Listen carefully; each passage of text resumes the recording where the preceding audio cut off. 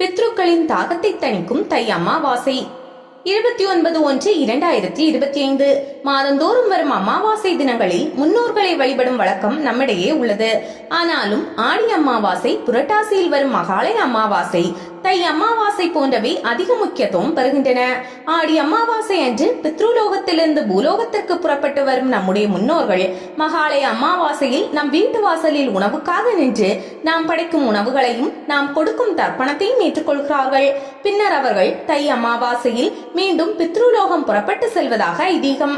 அதனால்தான் ஆடி, மகாலயம், தை அமாவாசைகள் முக்கியத்துவம் பெறுகின்றன. தை அமாவாசை அன்று பித்ருலோகம் புறப்படும் முன்னோர்களுக்கு தாகம் அதிகமாக இருக்கும். எனவே அன்றைய தினமும் நீர்நிலைகளில் நம்முடைய முன்னோர்களுக்கு தண்ணீர் தெளித்து தர்ப்பணம் செய்ய வேண்டும். இதனால் அவர்கள் மகிழ்ச்சி அடைந்து நமக்கு ஆசிகளை வழங்குவார்கள். பித்ருக்களின் சாபத்துக்கு ஆளாகிவிட்டால் தெய்வத்தால் கூட கருணை காட்ட முடியாது என்கிறது கருட புராணம். மறைந்த நம் முன்னோர்களுக்கு சிரத்தையுடன் செய்யும் காரியம் என்பதால் இது சிராத்தம் என்று அழைக்கப்படுகிறது.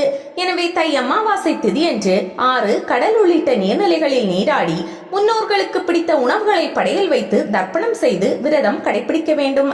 தந்தை, தாத்தா, முப்பாட்டன்கள், தாய், பாட்டி, கொள்ளுப்பாட்டி ஆகியோருக்கு நாம் ஒவ்வொருவரும் செய்ய வேண்டிய மிக முக்கிய கடமையாக இது இருக்கிறது.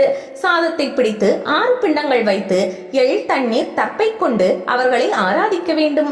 இந்த 6 பிண்டங்களையும் ஒன்றாக இணைத்து காகத்திற்கு வைக்கும் போது அவை உண்ணுவதன் மூலம் நம் முன்னோர்களுக்கு அந்த ஆகாரம் செல்வதாக நம்பிக்கை நிலவுகிறது.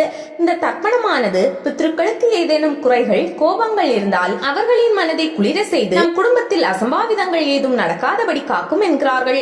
பித்ரு கடனை நிறைவேற்றினால் நன்மைகள் வளரும் என்று சிவபெருமான் ஸ்ரீராமரிடம் கூறியிருக்கிறார்.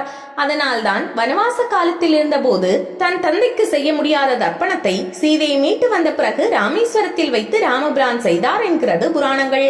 தை அமாவாசை தினத்தில் முன்னோர்களை நினைத்து தர்ப்பணம் கொடுக்க வேண்டும். அதன் பின் வீட்டிற்கு வந்து முன்னோர்களின் படத்தை வடக்கு அல்லது கிழக்கு திசையில் வைத்து அதற்கு சந்தனம், குங்குமம் இட்டு துளசி மாலை சூட்ட வேண்டும். படத்திற்கு முன்பாக முன்னோர்கள் பயன்படுத்திய பொருட்கள், அவர்களுக்கு பிடித்த உணவுகளை படைத்து குத்துவிளக்கேற்றி வைக்க வேண்டும். தை அமாவாசைக்கு முன்தினம் கோதுமை தவிடு, அகத்திக்கீரை ஆகியவற்றை ஊற வைத்து அதை அமாவாசை அன்று பசுவிற்கு தானமாக வழங்க வேண்டும். முன்னோர்களுக்கு தர்ப்பணம் அளித்து வீட்டில் வழிபாடு செய்து முடிக்கும் வரை வீட்டில் தெய்வ சம்பந்தமான பூஜைகளை ஒத்திவைப்பது நல்லது. தர்ப்பணம் செய்து முடிந்த பின்னர் தினசரி செய்ய வேண்டிய பூஜைகளை செய்யலாம். அமாவாசை தினங்களில் மாமிசம் சாப்பிடக்கூடாது. தர்ப்பணம் செய்யும் போது கருப்பு எள்ளை மற்றவர்களிடமிருந்து கடன் வாங்கக்கூடாது.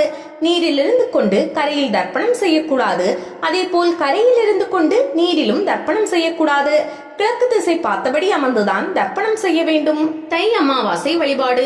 திருநெல்வேலி நெல்லையப்பர் ஆலயத்தில் ஆண்டுதோறும் தை அமாவாசை அன்று லட்ச தீபம் ஏற்றுவார்கள். மாலை 6 மணி முதல் இரவு 9 மணி வரை பக்தர்களால் ஏற்றப்படும் இந்த லட்ச தீபங்களால் அன்றைய தினம் நெல்லையப்பர் ஆலயம் முழுவதும் ஒளிவெள்ளத்தில் பிரகாசிக்கும். ராமேஸ்வரத்தில் தை அமாவாசை அன்று ராமநாத சுவாமியும் அம்பாளும் அக்னி தீர்த்தத்திற்கு வருவார்கள். அங்கு அவர்களுக்கு புனித நீராடல் நடைபெறும். தை அமாவாசை என்றாலே திருக்கடையூர் அபிராமி அம்மனும் அந்த அன்னியை தன்னுடைய 100 பாடல்களால் அந்தாதி பாடிய அபிராமி பட்டரும் நினைவுக்கு வராமல் இருக்க மாட்டார்கள். ஏனெனில் தன் பக்தனான அபிராமி பட்டருக்காக தை அமாவாசை அன்று வானில் பௌர்ணமி நிலவை தெரிய செய்து அருளியவர் அபிராமி அன்னி.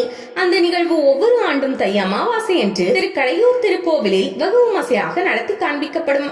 திருவள்ளூரில் வீற்றிருக்கும் வீரராகவ பெருமாள் சாலிகோத்திர மகரிஷி என்பவருக்கு தை அமாவாசை அன்று காட்சி கொடுத்தார். இந்த நிகழ்வு அந்த ஆலயத்தில் சிறப்பாக கொண்டாடப்படுகிறது. இந்த ஆலயத்தை அமாவாசை தலம் என்றும் அழைப்பார்கள். தை அமாவாசை அன்று பக்தர்களுக்கு தேனும் தினைமாவும் பிரசாதமாக வழங்கப்படும். கோயம்புத்தூர் மாவட்டம் பொள்ளாச்சியிலிருந்து சுமார் 15 கிலோமீட்டர் தொலைவில் ஆனிமலை என்ற இடத்தில் மாசாணியம்மன் கோவில் உள்ளது.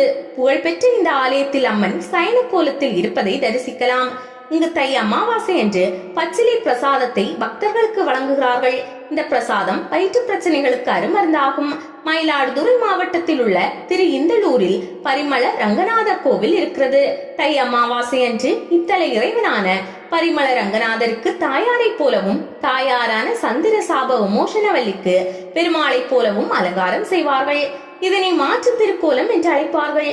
கன்னியாகுமரி சுசீந்திரம் தானுமாலையன் கோவிலை போலவே திருப்பூர் மாவட்டம் உடுமலைப்பேட்டைக்கு அருகில் உள்ள திருமூர்த்திமலையில் வீற்றிருக்கும் அமனலிங்கேஸ்வரர் கோவிலிலும் சிவன், பிரம்மா, விஷ்ணு ஆகிய மூவரும் இணைந்து அருள்பாலிக்கிறார்கள்.